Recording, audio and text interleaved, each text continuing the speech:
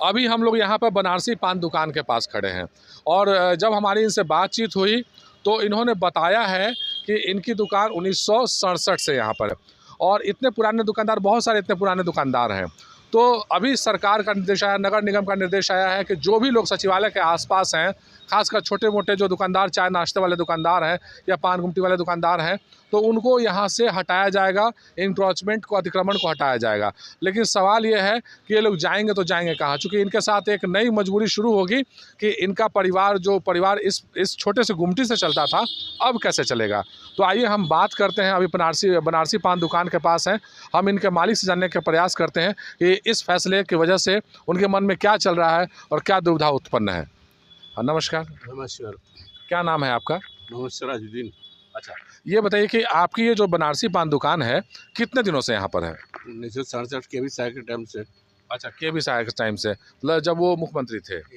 अच्छा, ये बताइए कि यहाँ पर आप जो दुकानदार हैं, एक दुकान है, इसके अलावा और बहुत से दुकानदार हैं, बहुत है सर। और वो लोग कितने सालों से हैं करीबन? मतलब 10 वर्ष से, कोई 15 वर्ष, कोई 20 वर्ष से है, कोई 25 वर्ष से है, इससे कम का कोई नहीं है। अच्छा, मतलब सब 10-20 वर्ष से? जी हाँ, जी हाँ, जी हाँ। अच्छा हाँ, अब बहुत मतलब गलत हो रहा है, जो भी सरकार कर रही गलत हो रही है। आखिर हम जाए तो कहाँ जाए। अच्छा, तो ये आप तो परिवार में कमाने वाले इकलौते व्यक्ति हैं? बस केवल सिंगल। तो किसी प्रकार से आपका गुजारा यहाँ से चल रहा था? हाँ, दाल रोटी तो चल रहा था। अब मान लिया कि दुकान बंद हो जाएगी, तब आप क्या करेंगे? अब क्या किया जाएगा, जो सरकार करेगी वो हम करेंगे, नहीं तो भीख मांगेंगे, दूसरा तो कोई चारा नहीं है। तो ये तो खैर भीख मांगना, चूंकि आप काम कर रहे हैं तो आपको अच्छा वो भी नहीं लगेगा, तो आप सरकार से सवाल इस बात का क्या रहेगा, सरकार तो कोई निर्णय निकालेगा।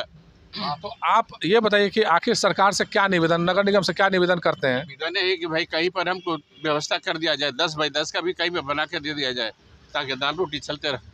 तो वो जब व्यवस्था देंगे तो कुछ ना कुछ महीने का कुछ चार्ज होगा, बिजली बिल होगा, ये होगा, वो होगा, तो इससे भी हम लोग देते ही रहते हैं सर। अच्छा जी हाँ, बिजली बिल देते हैं, अभी मीटर लगाए हुए हैं हम। अच्छा, ऐसे भी सुंदरता भी रहेगी, इसकी साफ सुथरा रहेगा, आदमी रहेगा तो साफ सुथरा रहेगा। लोग कम से कम कर्मचारी जो है वो चाय पीने के लिए, नाश्ता करने के लिए, पान करने के लिए या जूता चप्पल सीने के लिए, वो तो लोग आदू कहाँ जाएंगे लोग, आखिर हम ही सेवा करते हैं सर। अच्छा, तो जो जितने भी कर्मचारी जो सचिवालय में आते हैं, कहीं ना कहीं उनके छोटी मोटी, जो कि घर से जब निकलते हैं तो उनकी छोटी मोटी ज़रूरतें होती है। कुछ लोग लंच अपना लेके नहीं आते हैं, तो नाश्ता पानी भी यहाँ करते हैं, और भूख लग गया खाने के बाद भी कभी कभी इंसान को, मतलब अगर हम लोग हट जाएंगे तो रोड पर एक गिलास पानी नहीं मिलेगा जनता को। जो मजदूर टाइप का आदमी, रिक्शा चालक है और भी कोई है, एक गिलास पानी नहीं किसी को मिलेगा अगर हम लोग हट जाते हैं। क्योंकि यहाँ दूर दूर तो केवल ऑफिस ही ऑफिस है, ऑफिस से ऑफिस है, कुछ नहीं यहाँ पर, होटल वोटल कुछ नहीं यहाँ पे। कुछ तो सरकार इसका व्यवस्था करेगी ना। तो जो वेंडिंग जोन है, आप ये चाह रहे हैं कि 10 बाई 10 का भी कम से कम बना के सरकार दे दे? बना के दे दे। वेंडिंग जोन आज से करीब 6 महीना पहले से हमको मिला हुआ, हमको पास पूरा प्रूफ है, पूरे परिवार के साथ कार्ड है हमारे पास। अच्छा, मगर कुछ नहीं सुनवाई है। तो आपको वहाँ पर अभी तक का स्थापित नहीं किया गया, मतलब अभी कुछ नहीं। और हमारा गुमटी तोड़ दिया गया ले जाके, हम तो दूसरा गुमटी लेके आए। निगम वाला हमारा गुमटी तोड़ दिया, हमारा कुछ नहीं मिला। हमको कम से कम 1.5 लाख रुपए का नुकसान है। अब ये बताइए कि सबसे मुख्य बात ये है कि आपके जैसे यहाँ पे कितने लोग होंगे इधर? करीब नहीं है तो 50-60 है केवल यहाँ पे? हाँ, यहाँ पे केवल मैंगनीज रोड, इस रोड में। और अगर सचिवालय के चारों तरफ बात किया जाए तब तो बहुत सारे, हाँ, 100-150 हो जाएगा सर। 200 यानी 200 लोग हैं, तो कहा जाए तो हजारों लोग बेघर हो जाएंगे सर। उसका परिवार भूखे मरेगा, सब भूख से मर जाएगा सब, कोई चारा नहीं है, कहाँ क्या करेगा। तो आप लोगों ने सुना कि इनका कहना था कि ये 1967 से यहाँ पे, जब के बी सहाय मुख्यमंत्री हुआ करते थे, उस समय से इनकी दुकान यहाँ पर है और उस समय से यहाँ पे सचिवालय के कर्मचारियों की सेवा कर रहे हैं।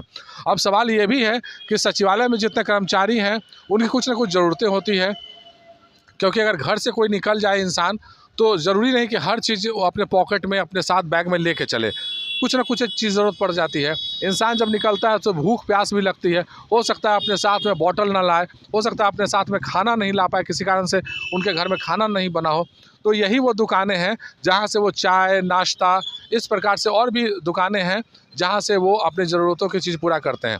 यहाँ तक कि अगर घर से निकल गए जल्दी में तो जूता गंदा है तो मोची यानी कि जो जूता पॉलिश करने वाले लोग वो भी यहीं आसपास बैठते हैं।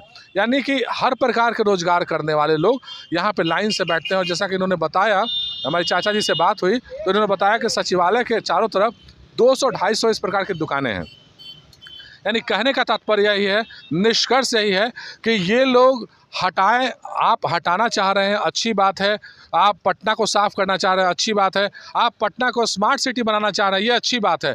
लेकिन ये लोग कहाँ जाएंगे? सवाल ये है, क्योंकि ये भी भारत के नागरिक हैं और ये भी कहीं ना कहीं टैक्स पेयर हैं, चाहे कम चाहे ज़्यादा। चाहे जब वो सामान खरीदते हैं तब भी टैक्स कहीं ना कहीं वो चुकाते हैं। तो कहने का तात्पर्य यह है कि ये जो भारत के आदर्श नागरिक हैं, ये सारे कहाँ जाएंगे जो अपनी मेहनत से, ईमानदारी से रोज़ 200, 500, 700 इससे ज़्यादा नहीं कमा पाते हैं। चूँकि आप समझ सकते हैं एक ठेले से एक कितना इंसान कमा सकता है। हाँ, कुछ लोग भले कहते होंगे कि अरे वो उसकी कमाई बहुत ज़्यादा है, तो ये कभी कभार हो जाता होगा, ज़्यादा कमाई हो जाती होगी साल में, महीने 2-4 महीने में एक आध दिन।